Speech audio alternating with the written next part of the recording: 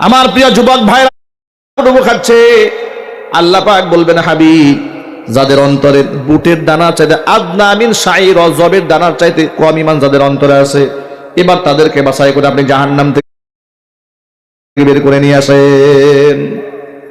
নবীজি দ্বিতীয়বার উম্মতের বিরাট একটা অংশের মানুষদেরকে নিজ হাতে বাছাই করে করে জাহান্নাম থেকে বের করে নিয়ে আসবেন। জোরে কোন আল্লাহু আকবার, আরো চিৎকার দিয়ে এখন আল্লাহু আকবার। আফসোস লাগে এই উম্মতের জন্য, সেই মুহাম্মদ সাল্লাল্লাহু আলাইহি ওয়াসাল্লামের সাথে দূরত্ব তৈরি করে পাগল ছাগল ল্যাংটাদের সাথে মহব্বত রাখে। ঠিক কিনা বলেন? হাদিসে কি আছে মান্য করে না, কোরআনে কি আছে মানতে চায় না। দয়াল বাবা যা করছে তাই করবে।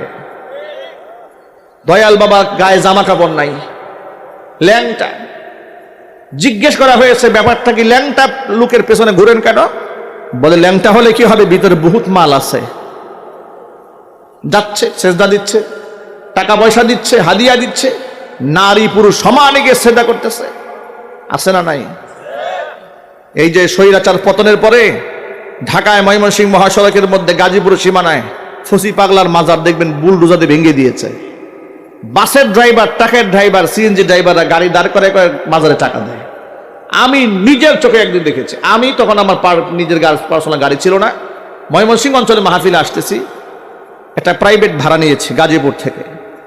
তা আমার ড্রাইভার ওখানে গাড়ি ব্রেক দিয়েছে, ব্রেক দিয়ে টাকা দিয়েছে আমার সামনে, আমি পাশে বসা।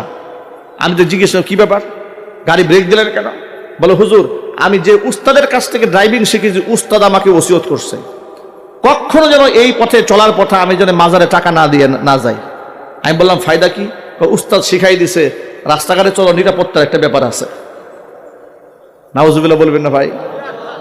রাস্তাঘাটে চলো, নিরাপত্তার একটা ব্যাপার আছে, এই জন্য মাজারে ঘুষটুস দিয়া নিরাপত্তা একটু নিশ্চিত করো। চিৎকার দেখুন, নাউজুবিল্লাহি মিন যালিক। কোন মুসলমান যদি এই বিশ্বাসে মাজারে একটা টাকা ঢালে যে রাস্তাঘাটের নিরাপত্তার জন্য উনি আমাকে সহযোগিতা করবে, ঈমান থাকবে? চিৎকার দিয়ে বলেন, ঈমান থাকবে?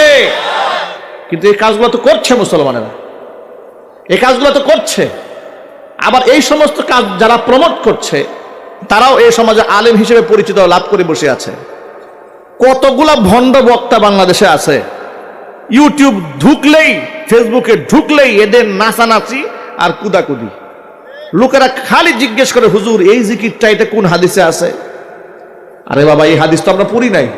ওরা পাইলো কই তাহলে হিমতে হিমতে জিকির, হ্যাক্কু হুক্কু জিকির, এরপরে স্টেজে উঠে এরকম লাফালাফি।